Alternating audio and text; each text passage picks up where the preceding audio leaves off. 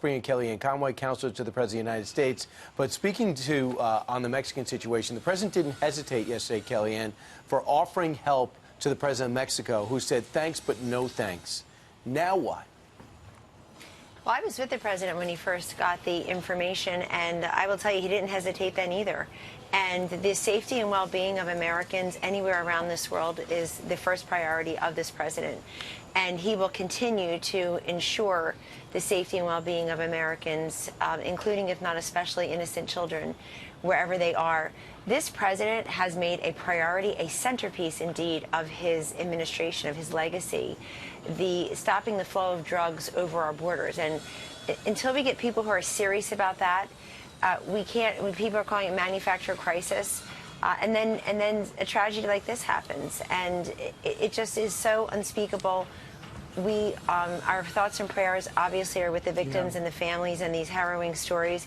But the President said to the Mexican President, we need, we got to go after these cartels, and the Mexican President didn't seem persuaded. But this President will continue to press the issue. I work on the drug crisis here. I can tell you it's a very serious problem, what's coming over the southern border and what's going on with the cartels. They are ruthless, they are fearless, and they are very savvy business people in that they don't care who gets in their way and in the way of their profits. Yeah, well, it's a terrible story. We're glad that the White House is on it.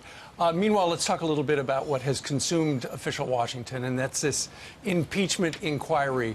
Yesterday, the European Union Ambassador Gordon Sondland actually revised what he had told, his statement from earlier.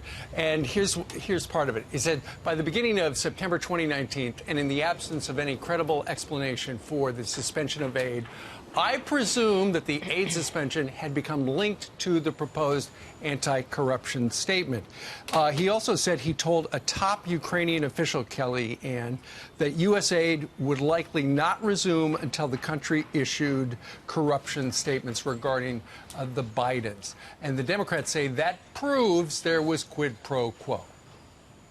No quid pro quo is proven in that statement. I actually thought the transcript releases and even what he thought he was supplementing there proved nothing yesterday. And here's why. I looked at page 106 of the Sondland transcript, and he very clearly says that he engaged in no small talk with President Trump, and he clearly asked him, what do you want from Ukraine? And President Trump said, I want them to do what they ran on, which is anti-corruption. There was no quid pro quo in that conversation. And Ambassador Sondland has said, I presumed. How are we going to impeach a president, an extraordinary event in our constitutional democracy, less than a year away from the next election? We're going to impeach a president because one witness has said my interpretation was X. Another witness says I presumed Y.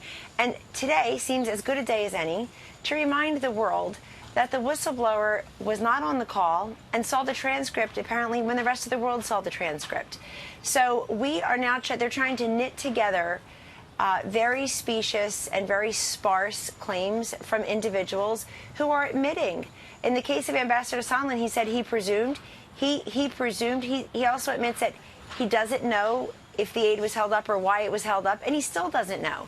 And this is why senators like Lindsey Graham, chairman of the Judiciary Committee, has said he's not even paying attention to the transcripts in the House because he looks at the whole process as ill-conceived. And that's why a lot of senators also don't want to weigh in bit by bit, day by day.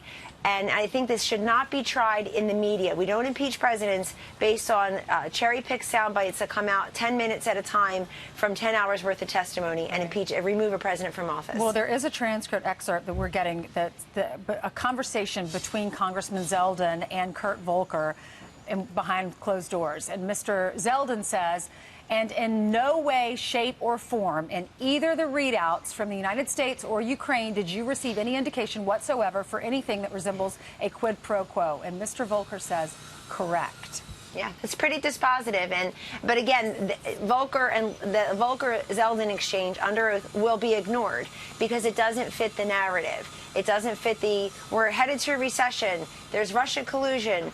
we should impeach the president over a call that the whole world can see the transcript. I walk around with it. It's right here. Everybody read it. Right. And much like the president's social media feed, everybody has access to it. But now we're bringing witnesses in who tell you what they presumed or how they interpreted it. And the last time I checked, there was one person and a vice president who were elected to set the nation's foreign policy and to decide these matters. The other thing I just wanted to mention here is that Ukraine got its aid. It's using its aid as we speak. President Obama was basically the My Pillow guy when it came to Ukraine aid when he was the president. He gave them pillows and blankets. But for President Trump, they would not have this kind of aid. They didn't have it in the past. And that's number one. Number two, and most importantly, is that the Ukraine president said he never knew aid was being held up. And he felt no pressure. He has said this, and somehow what the two presidents of the respective countries is less important to the Democrats and their pals, their complicit pals in the mainstream media, than what the Ukrainian president and what the American president have said. Folks, this is a sham, and I think, and remember, in a constitutional democracy, you don't allow the media, you don't allow the Democrats, you don't allow the one political party to interfere with the last election results and certainly interfere with the next election's results. Speaking of election results, I have to say 14 of the 15, or was it 13 of the 14 Republicans yesterday won outright. In Kentucky by an average of 15 percentage points, in Mississippi by an average of 18 percentage points. In Kentucky, history was made with the first independently elected African-American statewide. His name is Daniel Cameron, and he is now the Attorney General of the state of Kentucky. Also in Mississippi, the first female ever elected Attorney General, and she of course is a Republican, first Republican Attorney General elected in Mississippi in 140 years, folks. This is called causation, not coincidence. Tucson says we don't want to be a sanctuary city. I call it the vote. And then in Colorado, you had voters rejecting by 11 percentage points, a weakening of the taxpayer Bill of Rights. And even in left-leaning New Jersey, 2 state assembly seats went Republican. Why? Because they're tired of the slide towards this overtaxed, overregulated state. But Kellyanne, Virginia did not go the president's way. It looks like the legislature is all Democrat, including the Democratic governor. Does the president look at it as a personal loss that Tom Bevin, as of now, looks like he is going to lose? Matt Bevin, so it's too close to call. I think they're looking at the voter irregularities in some places. I know that the president first went to Kentucky on August 21st for this race, and Governor Bevin was down 9 points, 48 to 39. I checked the poll this morning. I think the president made this race competitive, as did the vice president.